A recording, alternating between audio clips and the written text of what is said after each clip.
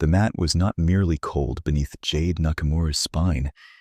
It was a thief of heat, a metallic tide crawling through bruised ribs and old scar tissue, stealing his breath one narrow rib at a time, while the grav lattice under the ring howled like a damaged turbine, trying to eat its own bearings. He opened his eyes to white glare and red strobe. The light rigs overhead strobed in emergency cadence, not combat cadence, and the distinction mattered. Emergency strobe meant systems fault, evacuation risk, protocol backlog, all of it piling up in the same minute.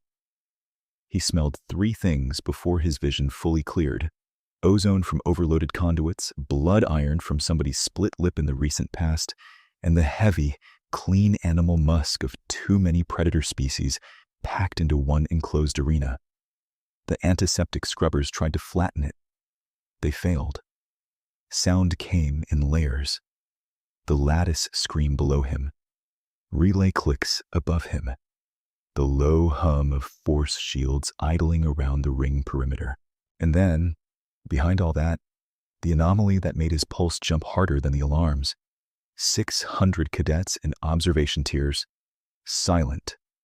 No jeers, no wagers shouted across cast lines, no ritual drumming on railings, just stillness. Jade rolled to his left shoulder, palm flat, testing whether his vestibular lag was from impact or gas exposure.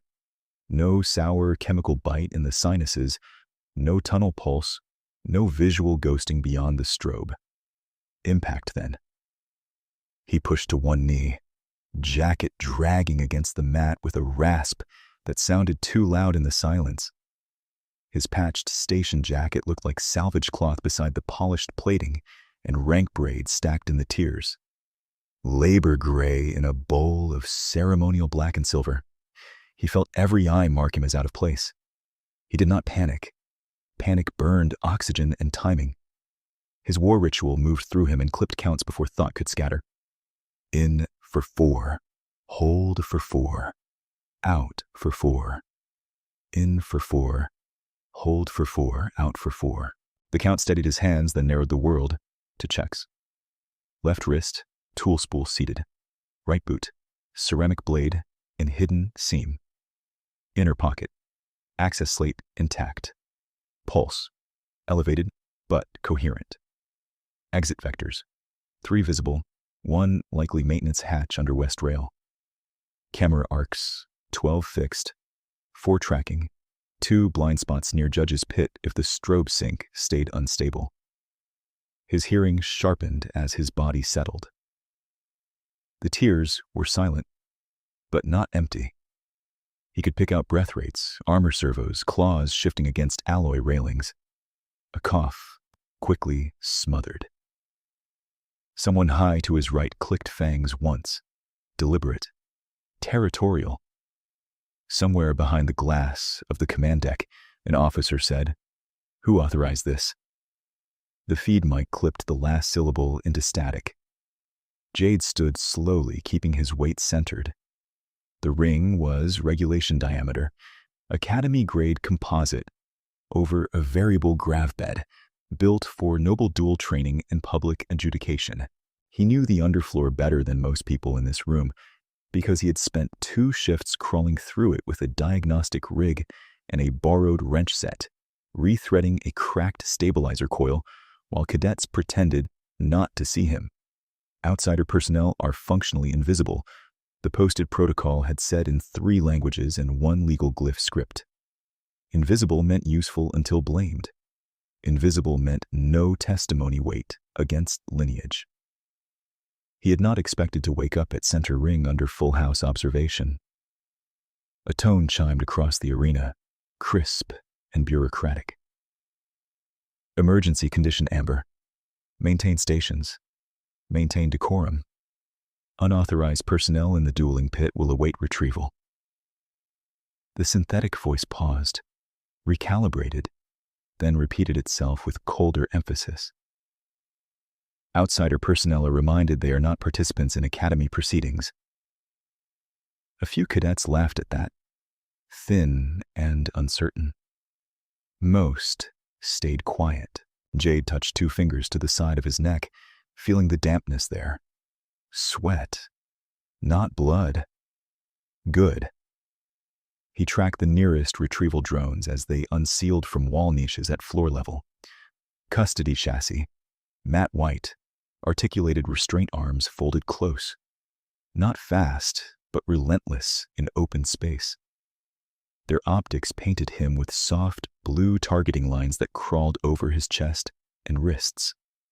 He lifted both hands shoulder high, palms out, maintenance badge visible. "Contractor Nakamura," he said toward the nearest camera, voice level. "I was in subfloor conduit C9 during an alarm event. If somebody moved me, I'd appreciate the incident report before your metal crabs start hugging." That got a ripple in the tiers, some scandalized hisses, one choked snort. A second voice came over comms, alive this time, male and clipped with command school precision. "Contractor Nakamura, kneel and await restraint." Jade tilted his head, eyes on the drone spacing. "With respect, sir, your grav bed is oscillating 0.8 off neutral on East Quadrant. If I kneel there and it flips, you'll be scraping me off Academy property and filing in triplicate." A pause. He could almost hear the command deck deciding whether to punish insolence or verify math. "Hold position," the voice snapped at last. He held. The strobe cadence slowed from red to amber in measured phases, and with each phase, the observation tiers gained detail. Species signatures resolved out of blur. Lupine cadets with dark crest fur braided into rank knots. Felid officers in segmented collar armor. Reptilian strategists with data lenses fogged by heat. High above, behind polarized glass, the commandant's gallery watched like judges carved from stone. Jade kept his breathing count steady while his gaze drifted, never jerking, never lingering too long on a crest mark he wasn't socially licensed to study. He had learned that much in freight docks and war depots and peace-era stations that pretended not to need men like him. Look useful. Look calm. Never look harmless. Harmless things got stepped on. The mat vibrated once, a deep mechanical shudder, then settled. The lattice scream dropped half an octave and held. Good sign. Somebody had finally accepted his diagnostic patch from below decks. Either that or the system was about to fail in a different key. He caught movement at the western gate. Med staff in pale armor, halted by a gesture from a black-plated officer. Behind them, 4 cadets wheeled in a duel rack, loaded with practice spears and weighted staffs. Wrong equipment for an emergency retrieval. Wrong timing. The arena wanted a show, even while alarms were clearing. Jade's eyes tracked the ring's perimeter glyphs. One of the line markings near his left boot had scuffed into a crescent, fresh abrasion over polished composite, as if someone had dragged a claw hard while losing footing. He logged it automatically. Fresh scrape. East Quadrant instability. Smell of blood iron, older than his arrival. Silence from 600 throats. The pattern did not read accident. It read pressure. A woman in officer gray stepped to the rail directly above him, her insignia too ornate for line duty, voice amplified without distortion. "Contractor, identify your immediate supervisor." "Chief Maintenance Lead, Oren Pell, Dock Ring 6, Jade said. "Your clearance does not include this pit." "Agreed." "Then explain your presence." He considered telling the exact truth. Alarm in conduit C9. Lattice spike. Crawl space jam. Flash, impact, wake-up call, and aristocrat gladiator bowl. The exact truth sounded like a lie when spoken under bright lights. "System fault knocked me loose," he said instead. "I repaired what I could before gravity got personal." A murmur moved through the lower tiers, not loud but sharp enough to carry edges of contempt and curiosity. Labor cast voice in command space. human accent in noble acoustics, a mismatch made visible. The officer above him looked down as if he were a stain on polished glass. "Remain where you are. Do not speak unless addressed." "Story of my life," Jade muttered. Too low for the rail mics, but not low enough for the cadet nearest the edge, who bared teeth in what might have been a grin. 3 days earlier, he had entered Kipri Academy through Service Lock D with a temporary contractor tag and his second hidden objective folded under every official work order: find the war-era telemetry packet that had erased his old unit from registry and replaced their final transmission with static. He had expected ductwork, coolant leaks, and bureaucrats who treated labor as background machinery. He had not expected full arena exposure before daybreak, nor the way every protocol in the building seemed to pivot around bloodline performance metrics while pretending to value readiness. Another tone chimed. This one was not bureaucratic. It was a dual call harmonic, low and predatory, the kind that vibrated through the sternum before the ear processed it. The western gate iris opened on silent hinges. Cadets in black ceremonial plating formed 2 files without being ordered. Their movement had the practiced economy of people raised inside rules older than constitutions. At the center of that opening stood a figure taller than anyone flanking her, shoulders broad under scored armor, throat marked by a braided rank cord that caught ambient light like a live wire. Cadet Commander Vera Kyle stepped into view and stopped with predatory stillness, eyes fixed not on the officers, not on the drones, but on Jade. Everything in the ring narrowed toward that gaze. The musk in the air, the faint scent of antiseptic over fur, the whisper of claws against composite, the social mathematics clicking into place around lineage and weakness and spectacle. Her face was composed, almost bored, but the scars in her plating told a louder story. Impact points, scrape lines, repaired seams where sanctioned defeats had landed in public, and often. Jade felt the temperature drop another degree, though the sensors probably disagreed. Tool, witness, or meal, he thought, because those were the options this place offered men in patched jackets when nobility started evaluating them. Vera's ears angled a fraction forward. Her nostrils flared once, testing scent across distance. The custody drones paused as if waiting for a command they had not yet received. The silence in the tiers held, taut as cable. Jade kept his hands visible, his breathing counted, and his feet planted on a mat that was still stealing heat through his boots, while a noble dueling pit decided what a human contractor was worth. The next breath hurt more than the last one, and that was useful information. Pain that climbed in a clean gradient meant bruising and strain, not hidden puncture, not a collapsed lung, waiting to turn one bad movement into a memorial notice. Jade stayed still enough to listen to his own body over the hum of the force shields, keeping his palms open at shoulder height, while the custody drones held their blue targeting lines across his wrists. In for 4, hold for 4, out for 4.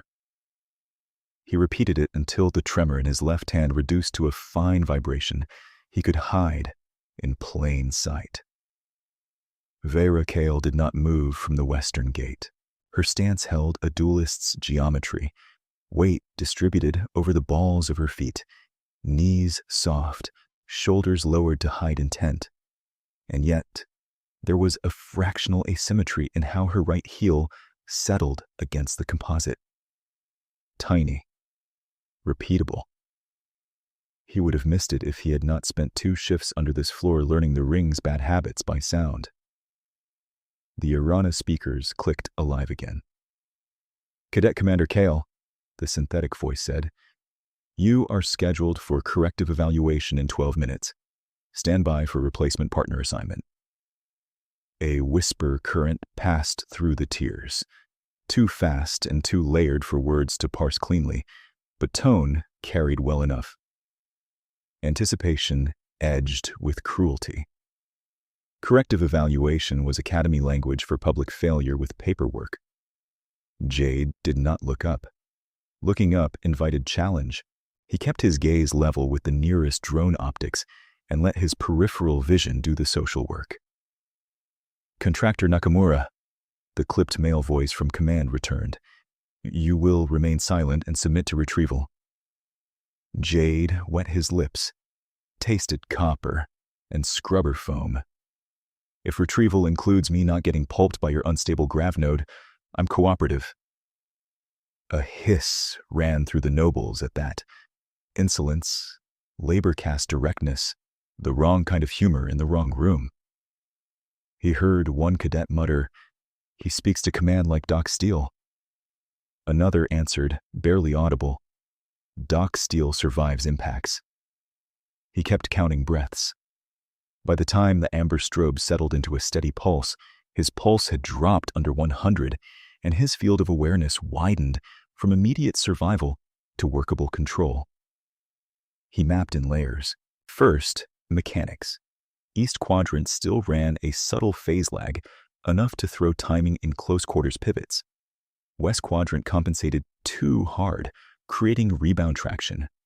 Overhead cameras had resumed full track, but two still jittered on axis recalibration. Second, personnel. 4 medtechs waiting under command hold, 9 security officers at ring perimeter, 1 adjudicator drone above judge's pit with live legal feed. Third, politics.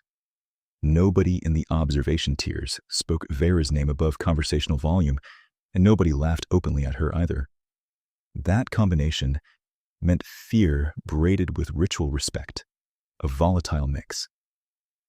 Vera's gaze stayed on him. Not hostile, not warm. Assessing. He lowered his hands an inch, slowly enough to read as compliance rather than initiative.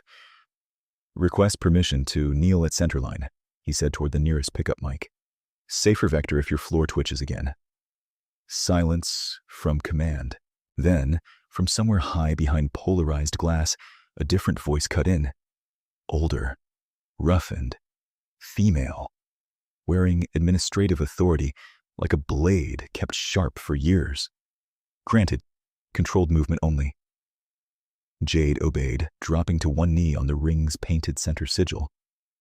The mat's chill leaked through fabric instantly, a cold coin pressed to bone, but this time he welcomed it. Ground contact gave him better vibration red. The lattice was still angry under the skin of the floor, though less than before. It complained in uneven harmonics, a machine trying to hold dignity while limping. He put 2 fingers against the composite as if steadying himself. In truth, he was taking data through touch and listening for resonance, mismatch against what he had patched below decks. There. A faint skip every 7 seconds. Not catastrophic, but enough to throw balance in split-second engagements, especially on rotational commits to the right. Vera shifted 1 step into the ring.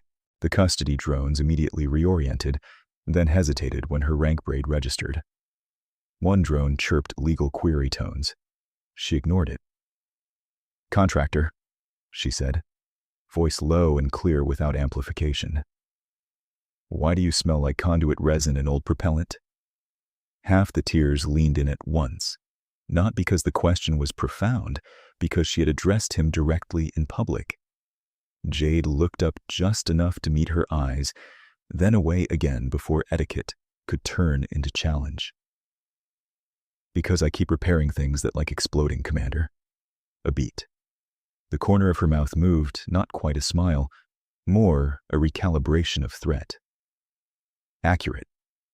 From command, the clipped male voice sharpened. "Cadet Commander Kale, disengage from outsider personnel." She did not turn toward the gallery. "Outsider personnel occupies my ring." Your ring is Academy property. Then, Academy property is miscalibrated. A tighter, more dangerous silence followed that exchange. Jade felt the temperature of the room change without any sensor report to prove it. Power rarely liked being corrected in front of witnesses, and he had just become the witness nobody had invited. He resumed his breathing cycle, slower now, and ran the second half of his ritual.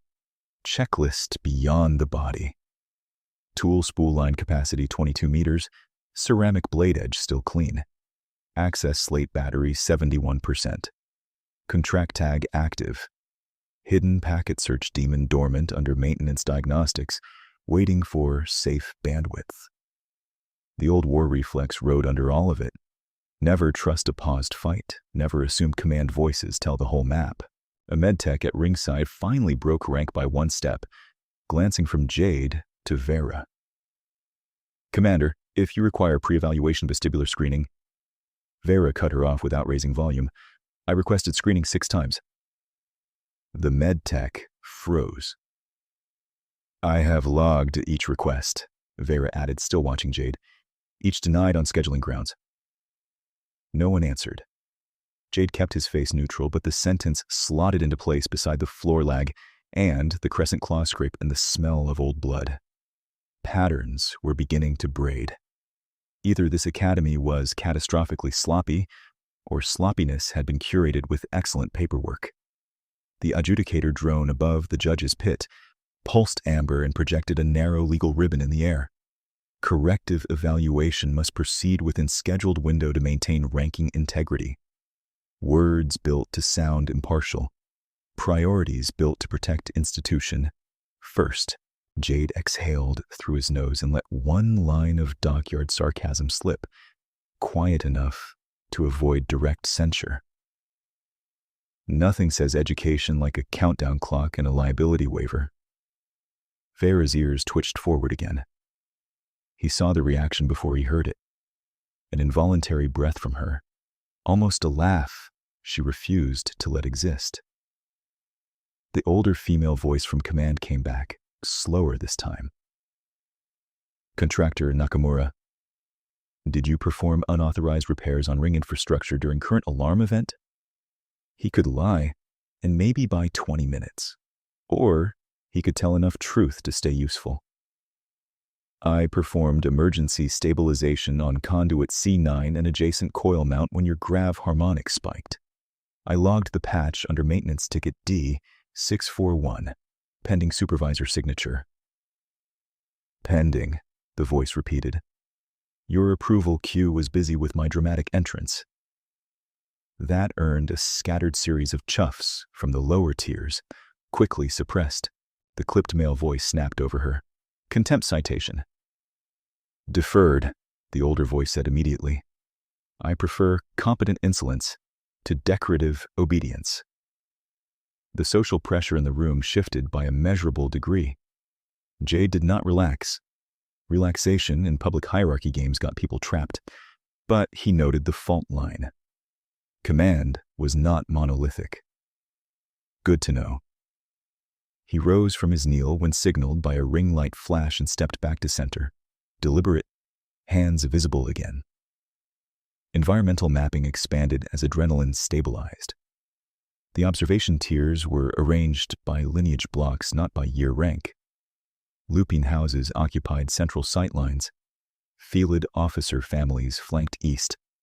Reptilian strategists held shadowed west balconies with private data screens. Labor staff stood only at service apertures, always below rail height. Even architecture enforced who could be seen and who was expected to vanish. Every location had its smell. Ringside carried antiseptic and hot alloy. Upper noble tiers carried expensive oils and cold stone, air filtered to near sterility. Service hatch corridors vented solvent. Damp insulation and human coffee concentrate burned too long on a coil. The Academy had tried to build one institution out of many species. It had succeeded in the building stacked worlds that touched only when forced. A junior officer in black trim leaned over the rail and called down, "Human, what did you notice in the floor?" Question from a uniform without command clearance.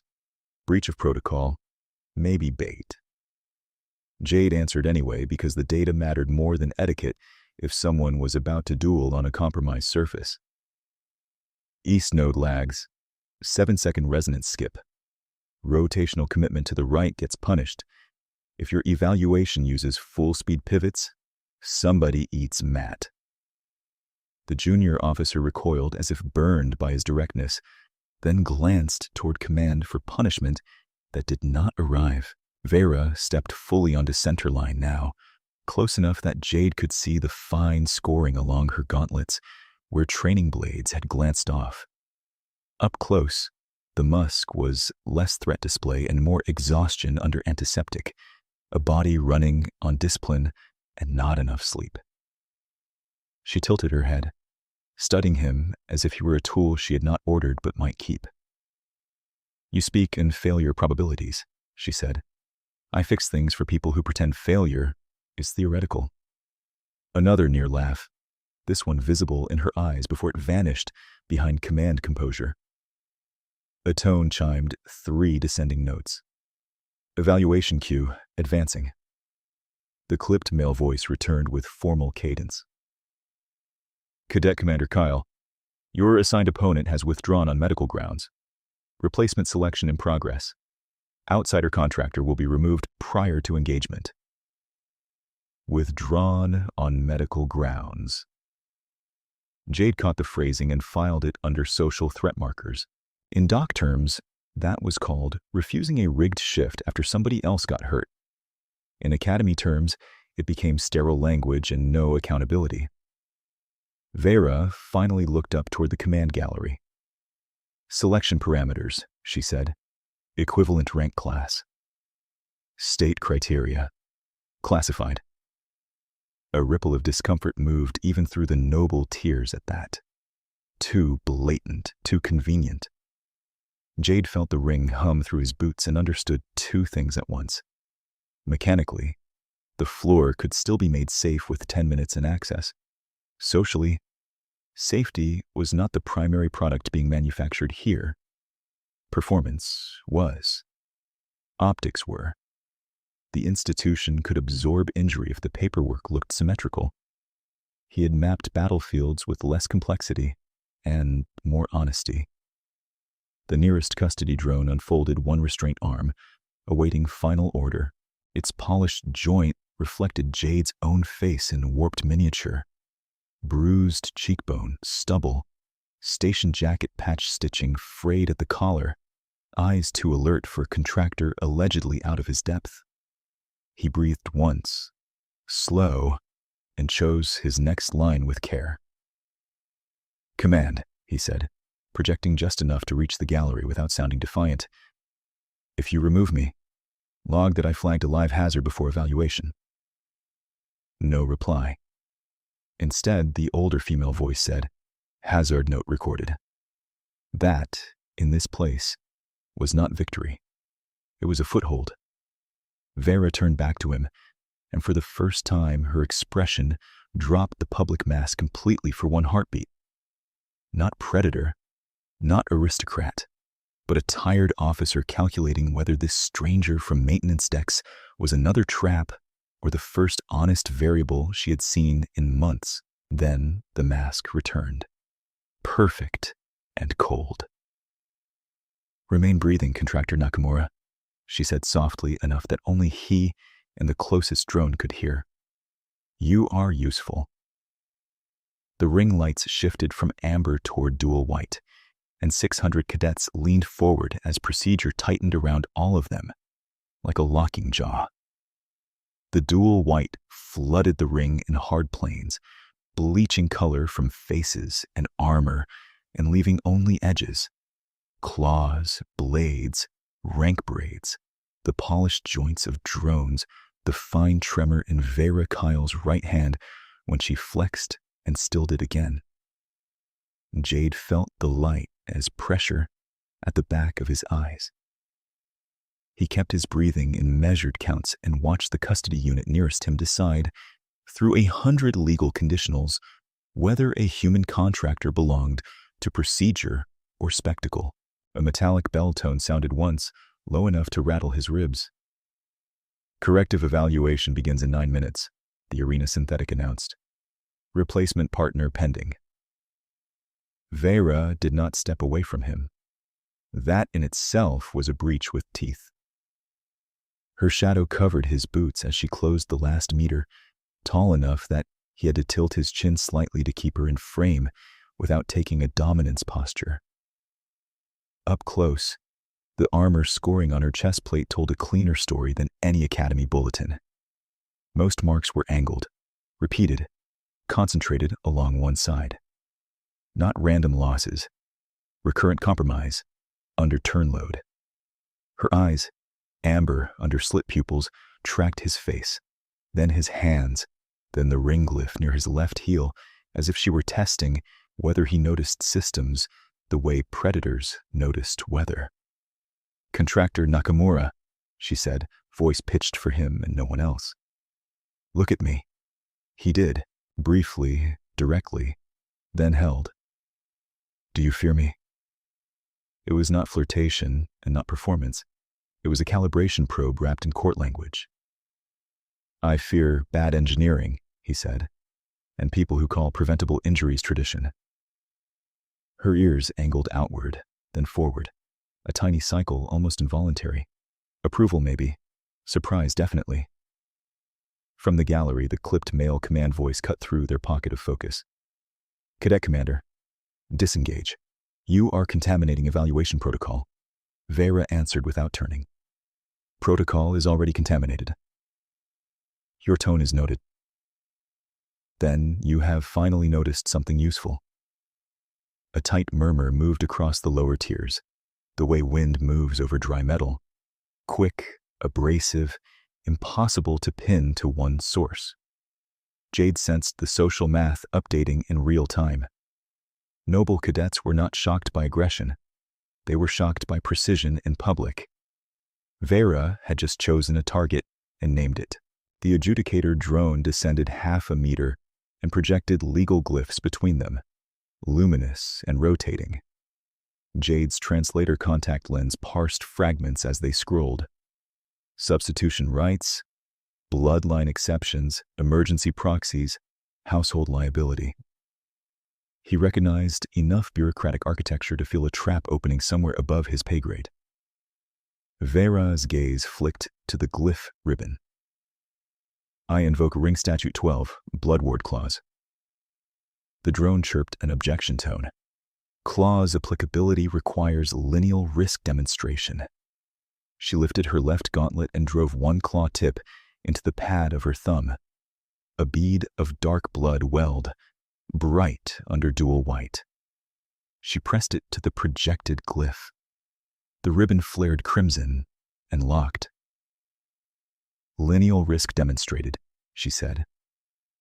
The synthetic voice hesitated for a full second, as if software itself disliked where law had gone. Invocation accepted. Interim ward designation required. 300 heads turned toward Jade at once. He felt the motion as a shift in heat and scent, predator attention focusing down to one living point. Every old survival reflex in him wanted to step back, lower profile, vanish into conduit shadows where problems were mechanical and honest. Instead, he stayed planted. Running now would be admission, and admission became debt in places like this. The older female administrator spoke from the gallery, words sharpened to legal steel. Cadet Commander Kale, identify ward candidate. Vera held Jade's eyes. Contractor Jade Nakamura. For half a heartbeat, the arena lost language. Then it exploded into layered reaction. Scandal hisses from aristocratic tiers, delighted barks from cadets who smelled chaos and sport, indignant protest from at least 2 instructors, and one laugh from somewhere high in the west balcony.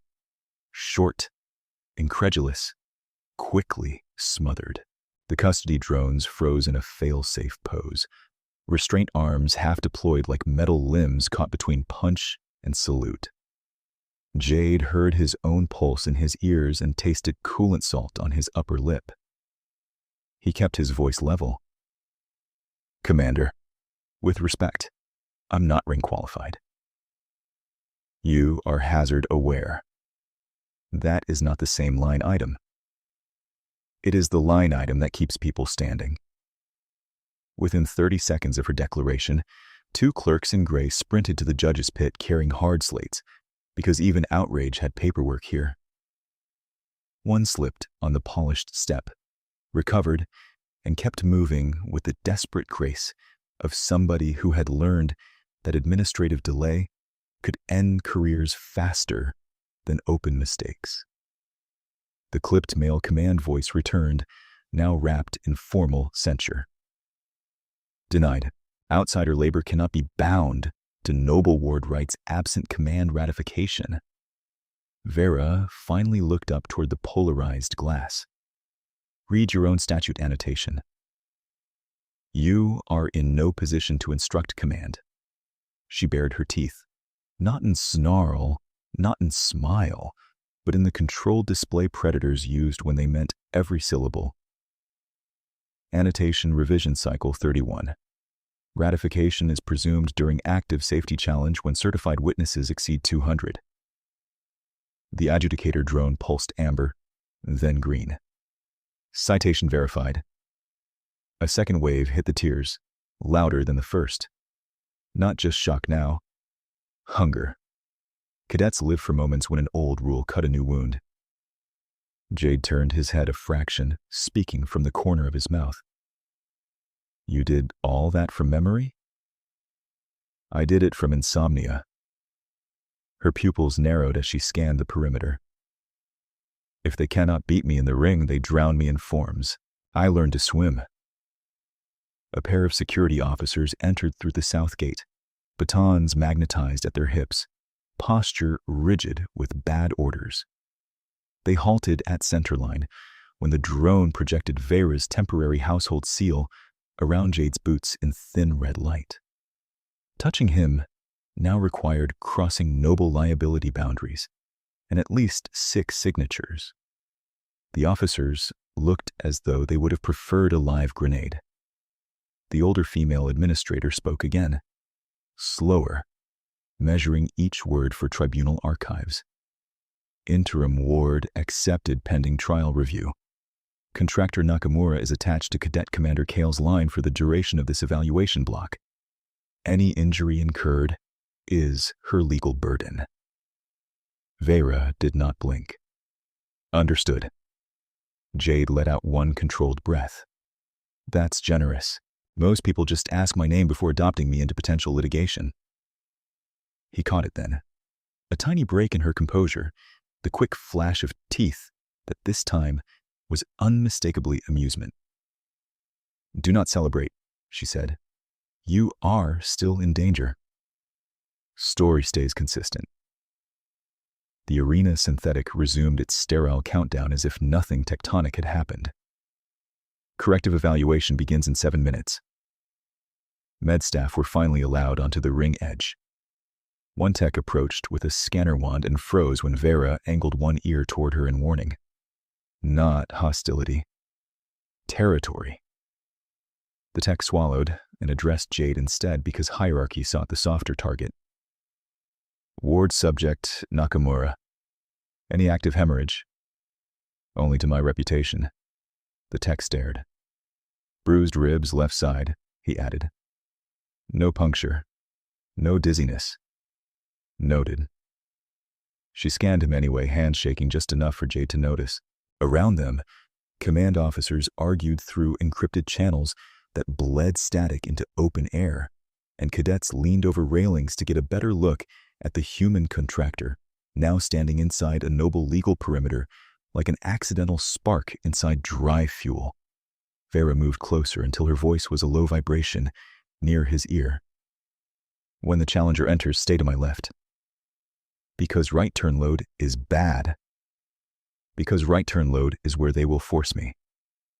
He nodded once. The contact with the feared counterpart had happened in full view of 600 witnesses, and the fear had changed shape. He still read her as dangerous. Danger was not a moral category, just a fact, but the underlying vector was clearer now. She was not the blade pointed at him. She was the one trying to decide whether he could help her keep hold of the hilt. The western gate opened again. This time the entering cadet wore polished silver-black practice armor, crest fur braided with house medals, and the loose confidence of somebody who had never been told no by institutions built in his image. He carried a weighted staff balanced across one shoulder and smiled down at Vera with ritual politeness sharpened to insult. "Commander Kyle," he called, voice amplified by the ring mics. "I hear you requested emergency assistance from maintenance." Laughter flickered through the upper tiers. Vera's spine lengthened by a millimeter, a visible hardening. "Cadet Sorenvale," she replied, "I hear you withdrew from 2 prior evaluations with sudden compassion for your own tendons." The laughter turned hot and mean. Soren's smile did not move. "Today I will complete my duty." Jade studied his foot placement, shoulder tension, grip transitions. Clean form. Aggressive bias. He preferred overhead suppressive arcs and right-side feints into sweep entries. On this ring, with this resonance skip, that style would punish anyone whose balance loop stuttered on right commitment. Soren either did not know about the fault or knew exactly and planned around it. "Great," Jade murmured, just loud enough for Vera. "They sent you a textbook with elbows." Her ears twitched. "You cope with stress by mockery." "I cope with stress by invoices and mockery." The ring announced weapon conditions and liability waivers in 3 languages. Soren saluted the judges, then Vera, then performed a dismissive half-nod toward Jade that translated across species as labor acknowledged, labor dismissed. Jade returned the nod with perfect contractor politeness and muttered, "He has the smile of a station manager explaining why safety rails were optional."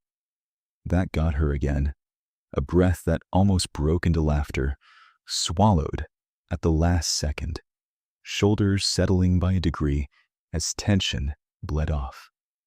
It was small, but he knew what small mattered. In triage, 1 degree could keep shock from tipping into collapse. In combat, 1 breath could restore timing. The synthetic voice intoned, "Ward's subject will clear combat line." "Negative," Vera said. Silence. "Statute 12, subsection C," she continued. "Ward may function as non-combat diagnostic advisor when hazard challenge is active and adjudicator confirms material instability." The drone pulsed, checked, pulsed again. "Confirmed." The clipped male command voice snapped like a cable underload. "This proceeding is becoming theater." Jade looked up toward the glass and, because survival sometimes required weaponized understatement, gave the line that arrived fully formed from years of bad contracts and worse supervisors. "Sir, with respect, theater has rehearsals. This is just bureaucracy with better lighting." For a beat, nobody spoke. Then, the west balcony laughter returned, joined by scattered cadet chuffs and one audible, scandalized curse from an instructor who forgot her mic was open. Even the medtech nearest Jade ducked her head to hide a grin. The remark traveled through the arena faster than official orders, puncturing tension without breaking it. And in that brief pressure drop, Vera rolled her shoulders, reset her stance, and centered her weight with cleaner symmetry than he had seen yet. She tilted her head toward him, eyes bright now, voice almost warm, despite the teeth in it. "If we survive this, Nakamura, I may keep you." "Add it to the paperwork." The countdown hit 60 seconds. Dual white intensified to surgical glare. Force shields rose around the ring perimeter with a sound like distant thunder folded into glass, and the smell of ozone sharpened until Jade could taste it along his gums. Soren spun his staff once, fast enough to whistle. Vera lowered into guard, left foot forward as instructed, right heel featherlight, claws flexing against gauntlet seams. Jade stepped to her left edge inside the legal boundary, not a fighter in this moment, but a witness with technical eyes and a tongue that kept refusing to behave. 50 seconds, the arena announced. He leaned in, voice barely above breath. He'll test your right side in the first exchange, then pretend surprise when you slip. I will disappoint him. Please do. I'm getting attached to my current level of consciousness. Her answer was a glance, quick and fierce and alive. The first time she looked less like a public execution waiting to happen, and more like what the rank braid claimed, a commander. 30 seconds. In the tiers above, 600 cadets leaned forward as one organism, hungry for impact, for humiliation, for upset, for proof that hierarchy still made sense. Jade ignored them. He watched only Vera's feet, her breathing, the tiny stabilizing motion at her jaw as she rode through pain and fury and discipline in equal measure. 10. The bell struck, heavy as a ship bulkhead. Soren lunged. His staff came in high and bright under dual white. A whipping arc meant to force Vera's guard upward and open her ribs on the recovery. Jade saw the intent in the first shoulder twitch, heard the weighted core hum through displaced air, and watched Vera read it a heartbeat earlier than he did. She slipped left, claws flashing to catch the shaft, and for one clean second she looked like rank-made flesh, precise, brutal, untouchable. Then her right heel touched down on the lagging node. The floor betrayed her exactly as predicted. Her balance snapped half a degree off true. Soren's second strike clipped her shoulder plating and rang like a hammer on ship hull, loud enough to make the lower tiers hiss with pleasure. Vera recovered fast, too fast for a healthy vestibular loop, the kind of correction that came from panic discipline instead of stable reflex. Jade felt his jaw tighten. "Left line, Commander," he called. "Don't feed him the right turn." Soren heard him and grinned without looking over. "Your mechanic gives orders now?" "My mechanic sees patterns," Vera said, breath-controlled, guard resetting. "You only see mirrors." They collided again. Staff against gauntlet. Claws against alloy core. Boots scraping crescents into composite. Soren worked her clockwise with textbook elegance, each exchange nudging her toward right-side commitment. He wasn't improvising. He was farming a known weakness. Jade tracked the rhythm and hated how clean it was. First feint high, second thrust midline, third pressure step that forced her to pivot where the ring skip lived. The crowd started counting impacts under their breath. On the fifth cycle, Vera's eyes flickered wrong. Not fear, not pain, a tiny, involuntary drift as her gaze failed to lock and then snapped back. Her ears pinned for half a second.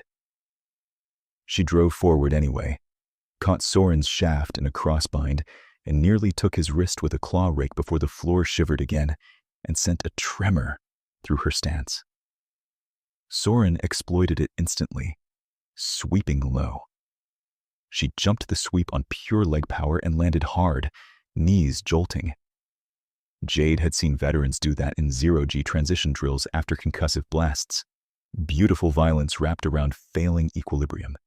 Competence compensating until compensation became injury. "Adjudicator," he barked, stepping to the boundary line. "Hazard challenge. Active instability.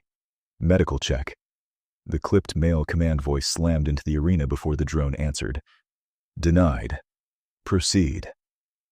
Vera took a strike to her forearm guard and gave ground for the first time, boots skidding. Jade felt the room lean toward bloodsport certainty. He pushed his voice through it.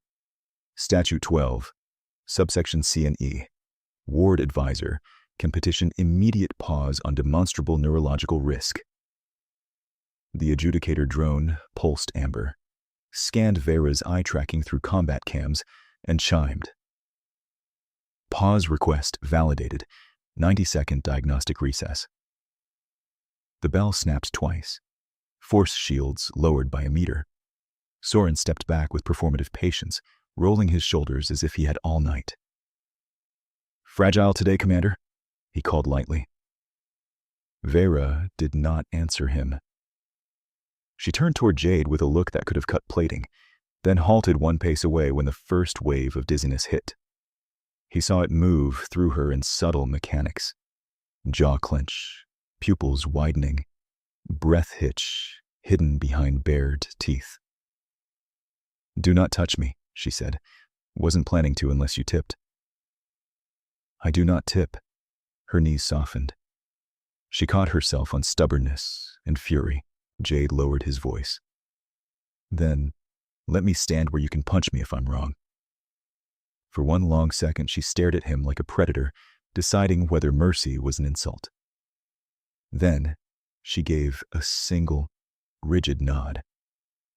He moved into her left peripheral, close enough to anchor if needed, far enough to respect her warning. Medstaff hovered at the edge, waiting for command clearance that never came. Track my finger, he said, raising 2 fingers between them. I am not your patient. You're my legal liability for the next minute and 12 seconds, left to right. Her eyes followed. Smooth left. Catch on right. Tiny stutter and overshoot. He swore under his breath. How long? She said nothing. Commander.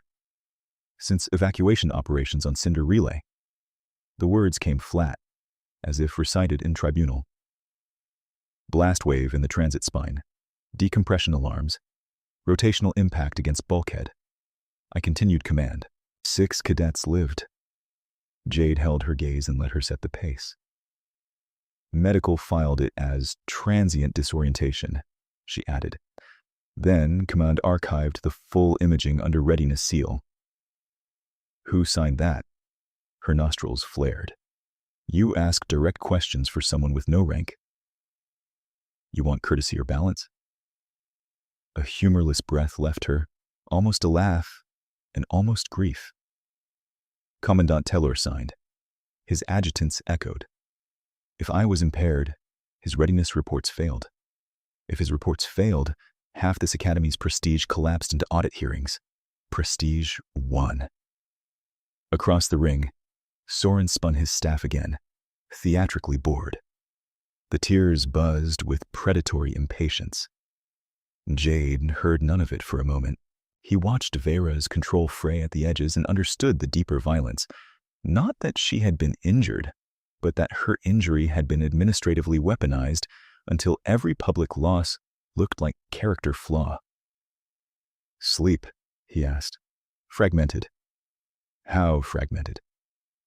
2 hours, then alarms in my head. Some nights less. She looked past him toward the command glass.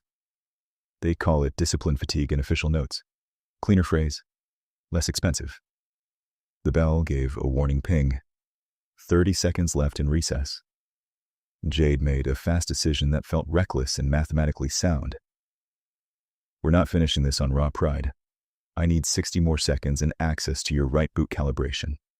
She bared her teeth. Denied. You asked if I feared you. I do. Right now I fear your next right pivot more. Her eyes sharpened on him, searching for pity. He gave her none. Only assessment and a plan. She turned toward the adjudicator drone. Extend recess under blood ward authority. Diagnostic intervention by attached advisor. The clipped male voice from command cut in. Icy. Refused. The older female administrator answered over him, rough as worn steel. Granted. 2 minutes.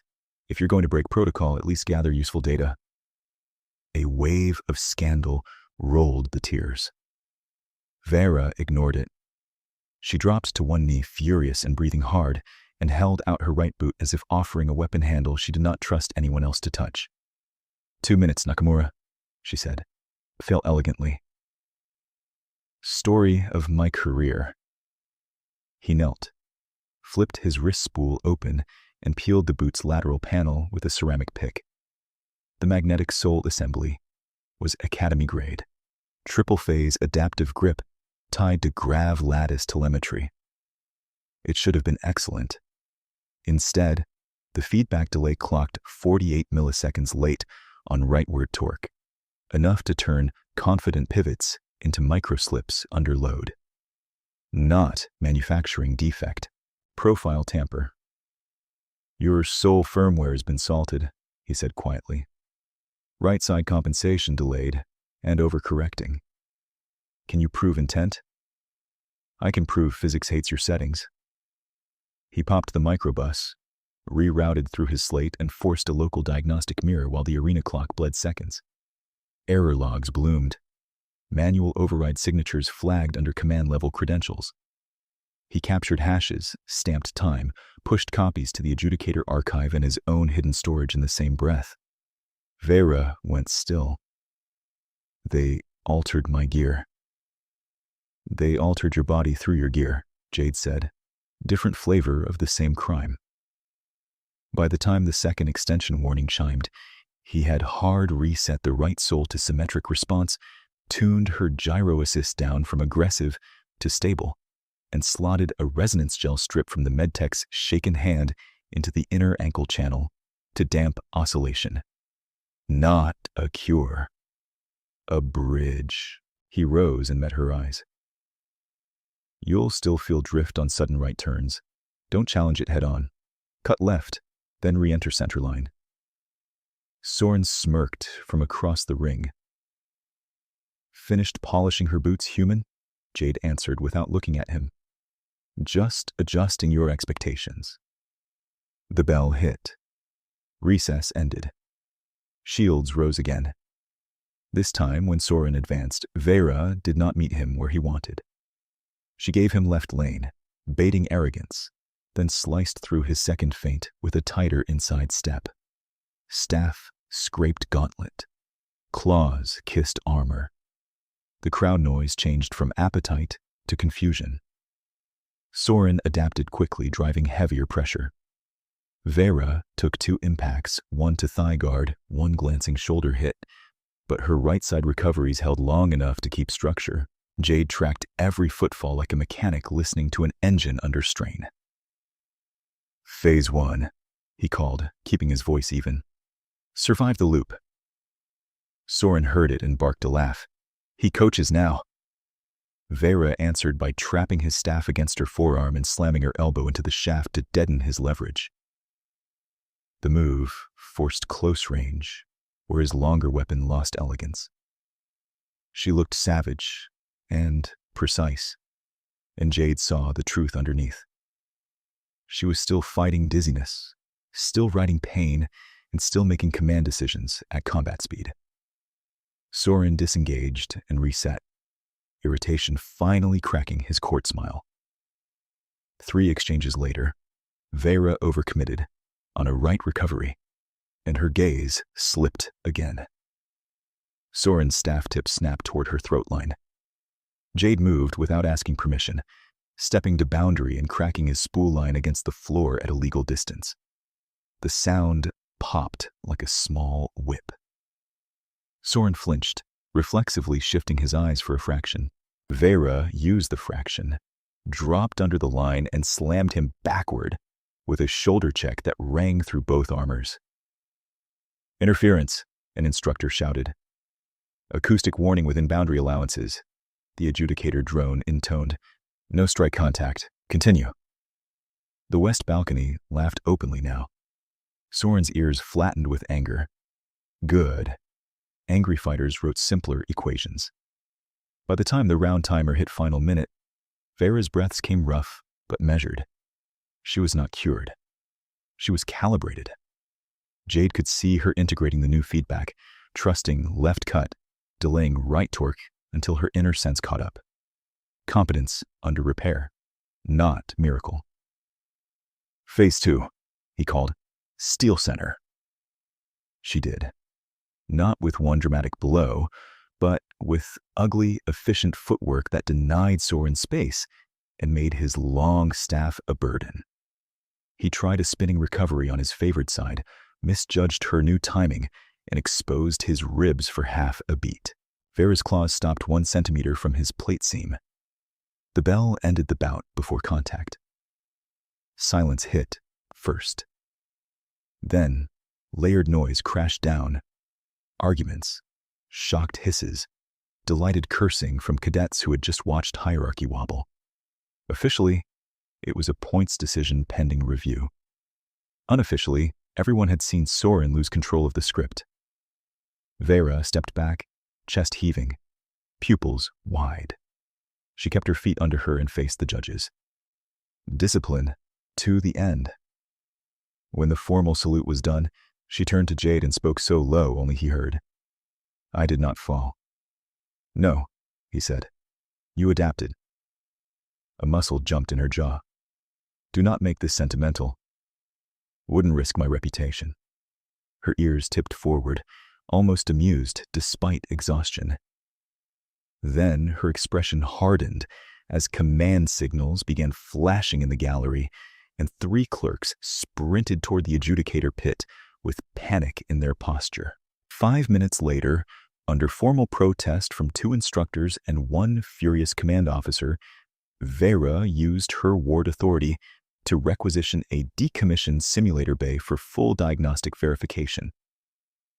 Jade walked beside her through service corridors that smelled of coolant, dust, and old machine oil, custody drones trailing at legal distance like disgruntled chaperones. The duel noise faded behind bulkheads, replaced by ventilation rumble and the soft tap of Vera's boots, now landing with less betrayal on the right side. By the time they reached Simulator Bay 9, the Academy clock had rolled into second shift. Jade keyed the door with temporary contractor clearance, watched it reject him, then watched Vera place her claw print over the reader and force acceptance through noble override. The hydraulic lock engaged with a heavy, final clunk. Inside, under dead training projectors and racks of obsolete rigging, she stripped off her gauntlets and set them down with ceremonial care, like laying weapons before surgery. "Show me phase 3, she said.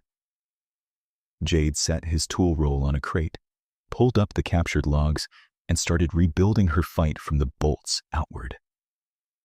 Jade set his tool roll on the crate, pulled up the captured logs, and started rebuilding her fight from the bolts outward. The hollow from the ring sprang into the stale air in pale blue lines, 2 wireframe bodies, 1 staff arc, 1 stagger point that blinked red every 7 seconds like a heartbeat with a grudge. Simulator Bay. 9 smelled of dust baked into old projectors, coolant residue and cracked hoses, and the warm mineral edge of Vera's skin under antiseptic. Outside the sealed door, custody drones shifted their weight with quiet servo clicks, patient as debt. "Start with your right boot," he said. Vera leaned against a dead training column, chest still rising too fast from the match, and stared at the projection as if it had insulted her bloodline. "You already repaired it." "I stabilized it." "Different word. I need your gait under controlled load." Her ears angled back. "You speak like a med officer." "I charge less and complain more." That won a brief, rough breath from her, the kind that was nearly a laugh and nearly a warning. She stepped onto the simulator mat anyway. Out of armor, she looked taller, not from height, but from how little softness she gave the room. Muscle and old scar lines moved under close-fit black training weave, and the rank braid at her throat had been rewrapped by steady hands after shaking hands had tried to hide. He dropped into his ritual as naturally as breath. In for 4, hold for 4, out for 4, then checklist. Projector sync. Grav pad calibration. Emergency stop on thumb toggle. Door lock status green. Legal archive feed still mirrored to adjudicator cloud and his private shard. He set a training staff in her hands, took one for himself, and tapped the floor twice. 3 phases, he said. Phase 1, static balance under false perturbation. Phase 2, directional stress with delayed cues. Phase 3, live spar where you choose tempo. You issue orders comfortably for a labor contractor. You threaten to keep me. A pause, then the smallest bearing of fangs. Fair. He keyed the old grav pad to low oscillation. The mat hummed beneath them, not as violent as the ring, but mean enough to expose lies in muscle memory. Vera planted left forward as instructed. He circled at easy range and called cadence numbers while changing vibration pattern under her feet. She adjusted with visible irritation, then cleaner timing, then an abrupt rightward hitch that she corrected by locking her jaw and forcing through. Don't force it, he said. If I do not force it, I fall. If you force it, you fall later and blame yourself. Her eyes flashed at that. He held the line anyway.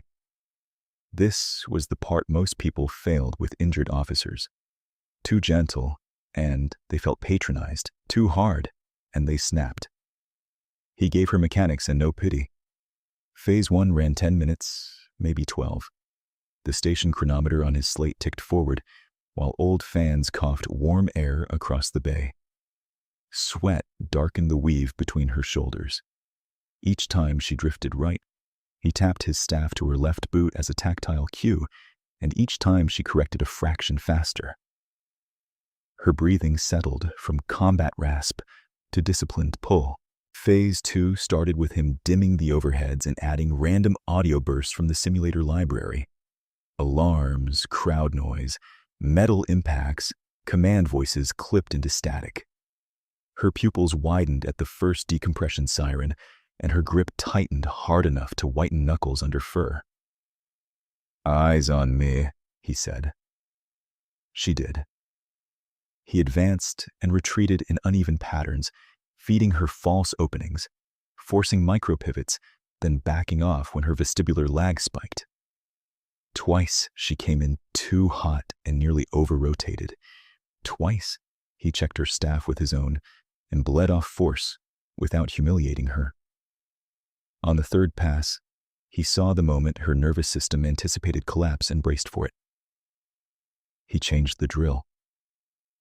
He gave her a clean centerline opening and slowed his right shoulder by a hair, a flaw so obvious any academy cadet would call it insulting. Vera hesitated, reading trap. He kept the flaw open. She struck, precise and brutal, staff tip to his sternum with enough force to wring his ribs and drive him one step back. "Point," he said. Her stare turned sharp. "You yielded. I calibrated. You yielded. Take the point, Commander." For 2 breaths, she looked ready to throw the staff at his head. Then her shoulders lowered a degree as something in her rewired around that single, successful commit. She reset stance without argument. The next exchange, she won clean on merit. No gift, no hitch on the right. The one after that she lost because he baited overreach and swept her lead foot, and she rose from the mat with murder in her eyes and steadier balance than when they began. By the second hour of second shift, the bay had turned humid with effort and warm circuitry. Jade called halt and lowered his staff. Vera stood facing him in the dim, sweat at her throat, chest heaving, right heel planted without tremor. She looked less like a ceremonial predator now, and more like what exhaustion makes of command. Honest, dangerous, and tired of performing weakness for people who had never earned her pain. "I hate this protocol," she said. "Good. Means you're awake inside it." She stepped closer, close enough that he could smell iron and clean fur and the resin from his own gloves where he had adjusted her boot seals. "In the ring," she said quietly. "When you cracked the spool line, and broke Soren's focus. That was risk. That was noise. That was trust. He did not answer at once. Trust was a word with a body count in his memory. He had seen units die on it, seen reports rewrite it, but he had also seen her drag him behind her legal line in front of 600 witnesses when leaving him would have been cleaner politics. "You picked me as ward," he said. "That wasn't safe either." "It was strategic." Same fuel, different engine.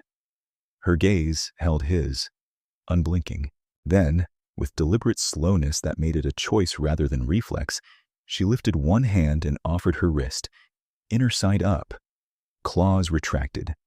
Predator court language he only half understood, but enough to read vulnerability in an anatomy built for attack. "Lock," she said. He set his wrist against hers, firm. Skin heat. Pulse against pulse. Two different rhythms searching for a shared tempo. She closed the distance another inch and touched her forehead briefly, to his temple, a contact so light it could have been balance correction, and so intimate the air seemed to tighten around it. "My chosen edge," she said, voice rough with fatigue and something steadier beneath it. "Witnessed by law or not." The words landed in him like a heavy tool placed exactly where it was needed. Not romance, not oath theater, but claim as operational fact. He tightened the wrist lock once, acknowledgement and answer. "Then, we train like we plan to win," he said. The door alarm shattered the quiet with a harsh three-tone burst. He dropped her wrist and crossed to the wall panel in 3 strides, thumb already on manual privacy seal. Too late. The comm channel forced open under command priority, flooding the bay with clipped voices stacked over one another. One he recognized instantly. Commandant Rask Telor, dry and controlled. The sound of a man who believed procedure was a weapon designed for his hand. "Cadet Commander Kale," Telor said, "your unauthorized sequestration of Academy property ends now. Open Bay 9. Release outsider ward subject Nakamura for disciplinary intake." Vera moved to Jade's left flank as if the motion had been drilled. "You entered on override without adjudicator present," she called toward the speaker. "That is illegal contact with an active blood ward line. Your invocation is under review." "Review is not nullification." A different voice cut in, nervous and fast, likely one of Telor's adjutants reading from a live slate. "By Provisional Directive 17, Command may suspend ward protection when outsider personnel interfere with noble instruction and compromise ranking stability." Jade keyed his slate and pulled up the legal packet they had already stamped. "Directive 17 requires hazard challenge to be cleared first," he said, loud enough for all channels. "Adjudicator logged active instability and gear tamper. You want to continue this recording?" Silence snapped across comms for one hard beat. Outside the door, custody drones repositioned. Their servos whined as restraint arms unfolded. Through the small, reinforced viewport, Jade counted 6 security officers behind them in corridor armor, batons live, helmet cams on. No one wanted to be first through while a noble claimant held line inside. Vera bared her teeth toward the speaker grill. "State your real objective, Commandant." Telor answered with almost courteous contempt. "My objective is institutional integrity. You are emotionally compromised. The human is an unvetted variable with access to restricted systems and a documented pattern of insolence." Jade muttered, "Documented, huh?" then raised his voice. "You missed good with stabilizers. It's in my file twice." Her ear twitched. Even now, humor bought oxygen. The panel flashed amber. Manual unlock attempt from corridor. Jade killed the first command with his maintenance override pin, rerouted lock authority through an obsolete simulator safety subroutine, and gave the system a fake fire suppression fault to stall external entry by 90 seconds. Old stations taught ugly tricks. "Can you hold them legally?" he asked, already knowing the answer was complicated. "Long enough," Vera said. "Not forever." Consequently, he switched from holding the door to widening the audience. He opened a direct feed from Bay 9 holo recorders, patched in their captured boot firmware logs, and broadcast the packet to Adjudicator Archive, Med Command, and every instructor channel not flagged private. If Taylor wanted this buried, he would now need half the academy to cooperate in public. The comm board lit with incoming acknowledgments, then objections, then 2 priority pings from the older female administrator who had backed them earlier. Her voice came through on encrypted sideband, low and furious. "Kyle, Nakamura, do not open that door until my officers arrive. I have frozen Taylor's directive pending tribunal." Taylor broke back onto main channel, composure thinning. "Administrator Seln, you overstep." "Rask, I have your signature hash on altered soul firmware and denied medical imaging requests," Seln said. "Stand down before you turn negligence into criminal obstruction." The corridor noise changed. Security voices dropped from aggressive bark to uncertain check-ins. One officer stepped back from the viewport. Another lowered her baton and looked at her squad lead for new instructions that did not come. Vera's shoulders remained high, ready to strike. But Jade saw the smallest tremor return in her right hand from fatigue and adrenaline spike. He leaned close and kept his voice for her alone. "In for 4. Hold for 4. Out for 4. She shot him a glare that promised violence later, then followed the count. 3 minutes passed in that hard, suspended way crises did, each second stretched by legal language and the hum of old machinery. Then, bootsteps hit the corridor in disciplined cadence, heavier armor, different command calls. Through the viewport came gray uniformed enforcement under Administrator Seln's crest, weapons holstered but live authority radiating off them like heat. "Bay 9, a new voice ordered. "This is internal tribunal security. Cadet Commander Kale, maintain position. Contractor Nakamura, release lock to my seal only." Jade looked at Vera. She gave one curt nod. He dropped the fire fault spoof, transferred control, and watched the panel cycle from amber to Seln gray. The door opened on a corridor split down the middle. Taylor at the far end with 2 adjutants and a face carved from stone. Seln's officers between him and the bay. Custody drones now frozen by competing command hierarchies. Administrator Seln herself stepped into view, older, scar across one brow, eyes like cold rivets. She took in Jade's bruised ribs, Vera's stance, the open hologram of tamper logs hovering over the crate. "Good," she said. "You kept receipts." Taylor lifted his chin. "This farce damages Academy confidence." Seln did not look at him. Confidence built on falsified readiness deserves damage. She turned to Vera and, after a measured pause, gave formal acknowledgement with a fist to sternum. "Cadet Commander Kale, your award claim stands pending Dawn Tribunal." Then to Jade. "Contractor Nakamura, your maintenance contract just became evidentiary custody. Congratulations. Try not to disappear." "Wasn't on today's task list," he said. A flicker at the corner of Seln's mouth might have been approval. "You'll adapt." Taylor's jaw tightened, but he stepped back when his own officers refused to move without lawful cover. Structural injustice did not collapse in one argument, it recalculated. Still, tonight it had lost ground in public. Seln gestured down the corridor. "Both of you are relocating to secured quarters under my authority. No ring access until tribunal review. No private comms except legal and medical. Understood?" Vera answered first. "Understood." Jade nodded. "Understood." As they moved together out of Bay 9, wrist slates pinging with sealed orders, the Academy night cycle shifted toward false dawn beyond the station glass, and every corridor they crossed carried the smell of overheated metal, disinfectant, and a system being forced inch by inch to tell the truth.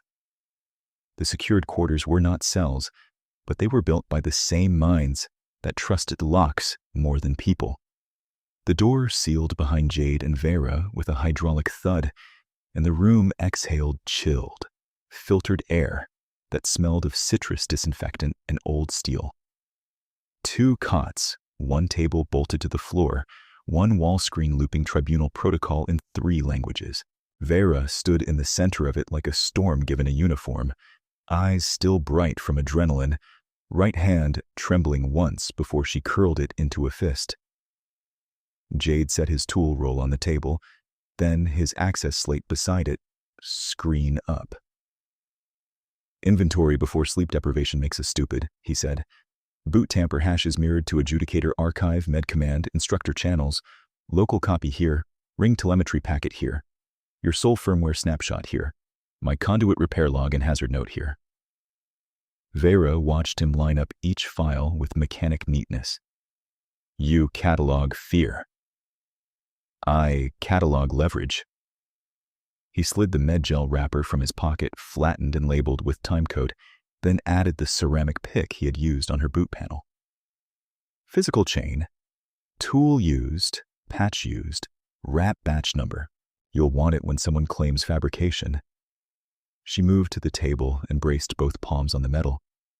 "No one in my house taught this." "No one in mine had houses." He handed her the slate. "Sign witness receipt." Her claw tapped the screen, imprinting legal acknowledgement over each item. When she reached the end, she did not release the device. "Your private search demon," she said quietly. "The war telemetry you came here for. Did tonight expose it?"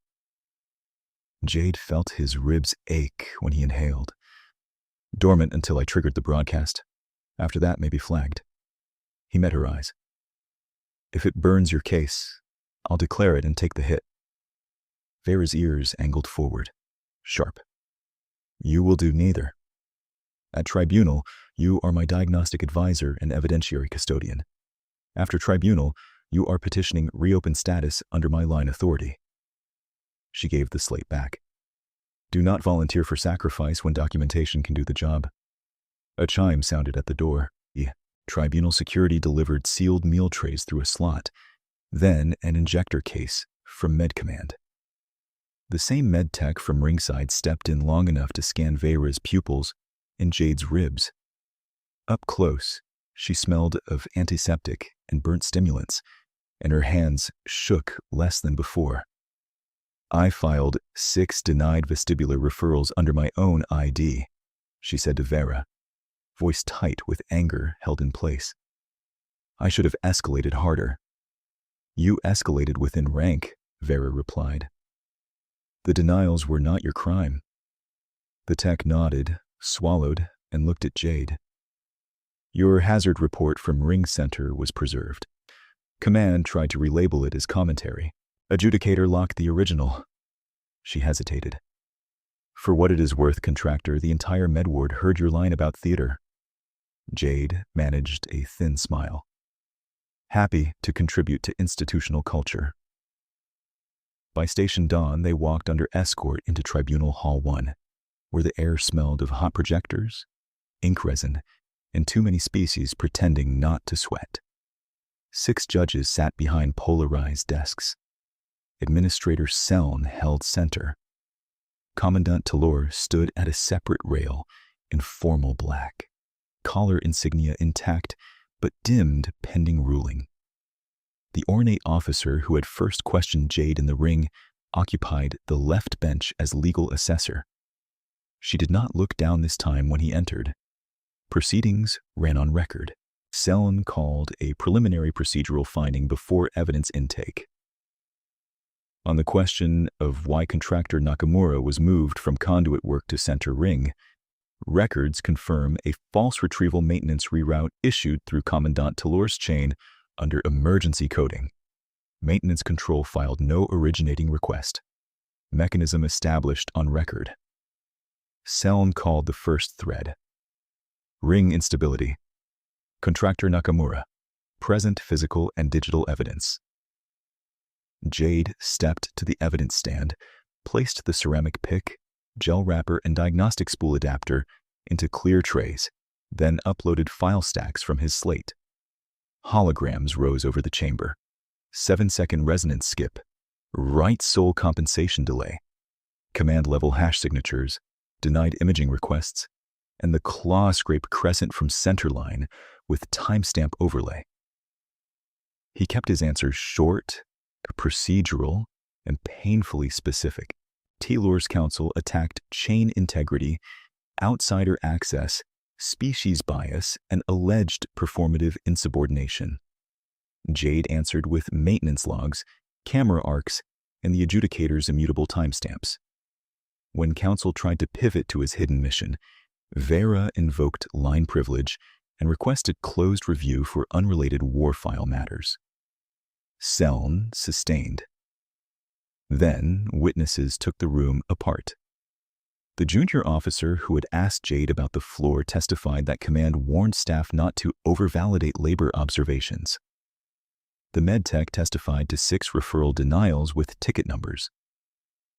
Soren Vale, forced to appear under oath, confirmed he had been briefed that Vera favored right commit failure, then realized too late what that sentence meant under tribunal scrutiny.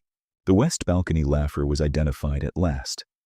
Instructor Merritt of Tactical Doctrine, who admitted he had laughed because Jade's bureaucracy line was accurate and because half the faculty had whispered for months that Vera's losses looked engineered.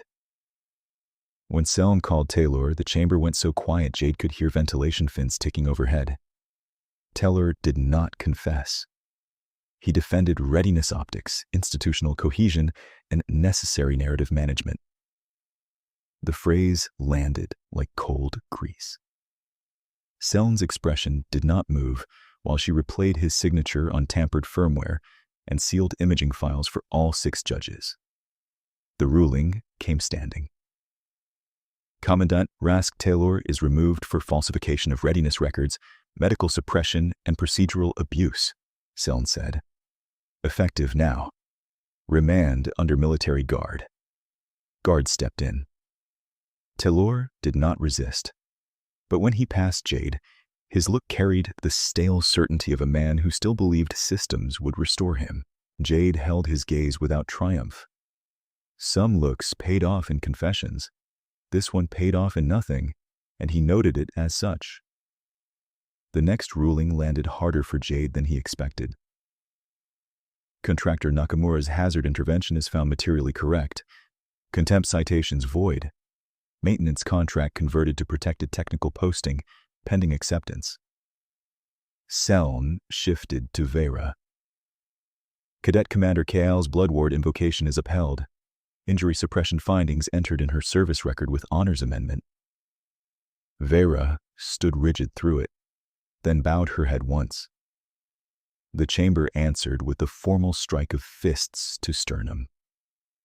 3 days later, the academy ring smelled different. Less spectacle musk, more ozone and fresh polymer, where the grav nodes had been rebuilt under open oversight. The crescent claw scrape still marked centerline, left intentionally as a training reminder. Jade stood inside advisory boundary in a clean contractor jacket with a new shoulder patch that read Technical Liaison instead of Invisible Labor. The crowd was full again, loud this time, 600 cadets plus faculty, but the silence that mattered had broken. Vera entered in black plating rebalanced for function, not ceremony. No ornamental scoring, no theatrical weight. Soren stood opposite in rematch protocol, staff lowered in respect. The bell struck. She did not chase his bait.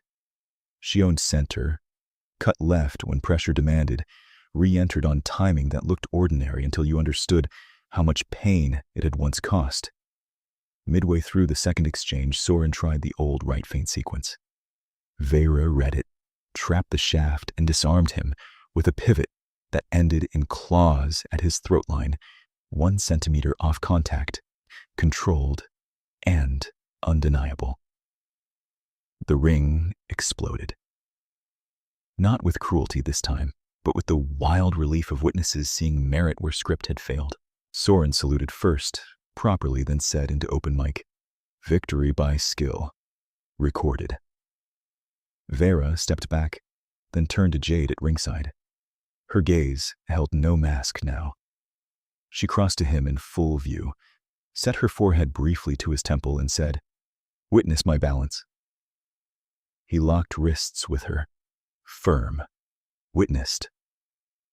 That afternoon in Seln's office above the training halls, the last sealed thread opened. The room smelled of paper archives and machine oil from the old wall fans. Seln slid a hard copy packet across the desk. Real paper meant finality in this place. "War-era telemetry inquiry," she said, "previously closed for insufficiency. Reopened under Cadet Commander Kale's authority and tribunal recommendation." She looked at Jade. "Your unit's final transmission was not static. It was redirected into a black training ledger attached to Telor's early career audits. Retrieval team departs tonight. You may join as technical witness or receive compiled findings in chamber." Jade touched the packet as if it might vanish. "Join." "Approved." Seln slid a second document forward. "Outsider protocol revision. Effective immediately. Contractor hazard reports carry operational weight. Laborcast testimony is admissible in command review. Ring diagnostics require dual sign-off from med and maintenance." Her mouth twitched. "You broke several centuries of bad habit." "Team effort," Jade said. Vera, seated to his left, gave Seln a look that had once belonged to hunted cadets and now belonged to officers. "And the phrase functionally invisible?" "Struck from code," Seln replied. "Archived as disciplinary example." At false dawn the next cycle, Jade and Vera walked side by side into the main training hall under a joint posting order displayed on both their slates. The glass ceiling turned station light into pale gold across the mats. Cadets parted, not from fear alone, but from recognition recalibrated by evidence, witness, and hard public correction. The air carried ozone, polish, coffee from service carts, and the clean animal warmth of people about to work. Jade flexed his left hand, feeling old tremor and new steadiness coexist. Vera matched his pace, right heel landing true.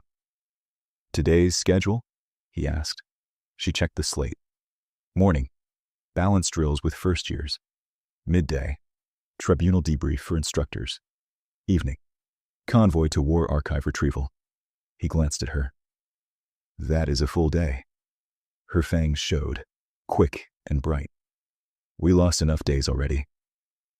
They reached center mat together. No alarms, no custody drones, no command voice ordering him invisible. Just the sound of boots on composite, breath counts shared under their words, and 2 professionals stepping into work they had chosen on purpose.